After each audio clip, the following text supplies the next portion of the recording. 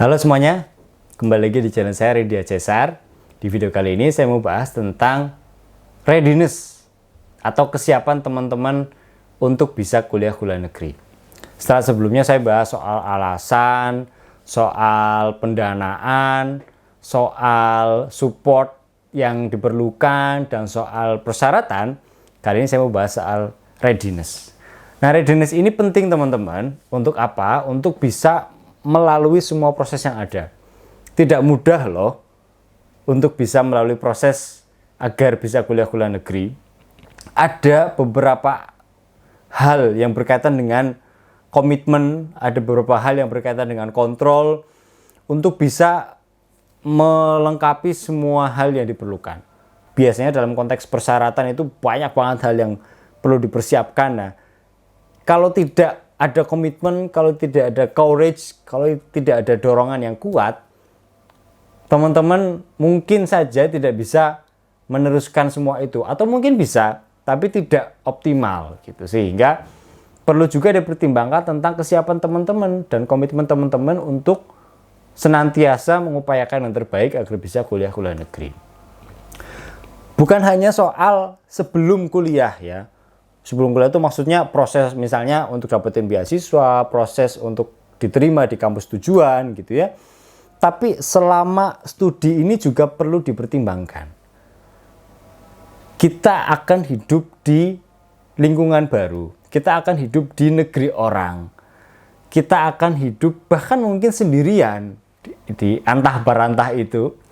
Nah, menurut saya ini juga perlu dipertimbangkan. Dalam artian mulai dari sekarang coba dipikirkan, kira-kira kita atau teman-teman semuanya sudah siap belum menghadapi semua tekanan mungkin atau adaptasi yang harus teman-teman lakukan. Kalau saya bilang kuliah negeri itu seperti iceberg atau gunung es gitu ya. Yang mungkin teman-teman lihat dari kebanyakan orang gitu mungkin hanya sebagian kecil gitu ya. Oh, bisa jalan-jalan misalnya, melihat dunia luar, bergaul dengan orang bule misalnya gitu, kemudian kayaknya keren gitu. Tapi di bawahnya ini, fenomenanya ini banyak banget yang tidak muncul di permukaan. Ada stres menghadapi tuntutan kuliah gitu ya, ada stres menghadapi tugas yang menumpuk, ada stres menghadapi kendala bahasa yang ada gitu. Ada stres menghadapi academic writing yang belum kunjung sempurna gitu ya. Dan macam-macam lainnya. Dan ini diperlukan komitmen dan juga resilience teman-teman. Bouncing back atau ibaratnya keluasan lah ya untuk menghadapi semua tekanan yang ada. Karena ini fenomena yang nyata. Tidak semuanya bisa berhasil dalam kuliah negeri. Well, saya tidak sedang menakut-nakuti ya, tapi ini bukan hal yang sembarangan. Sehingga kalau alasan kita tidak kuat untuk bisa kuliah negeri, untuk mau ngapain sih kuliah negeri, itu khawatirnya kemudian nanti di tengah jalan nggak kuat menghadapi semua itu.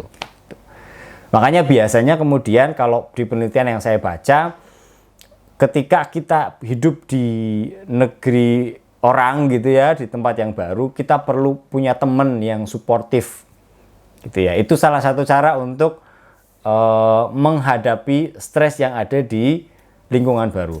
Teman yang suportif misalnya, atau teman-teman yang punya teman Indonesia lainnya bisa setidaknya tahu gitu ya, atau bercerita lah berkaitan dengan kendalanya masing-masing. Atau teman-teman yang mungkin pandai bergaul gitu ya, punya teman dari negara mana, dan kemudian bisa menjadikan itu sebagai sebuah support system, ya it's fine, nggak ada masalah gitu ya. Dan itu menjadi salah satu cara untuk dealing with stress yang nantinya mungkin teman-teman hadapi di negeri orang itu.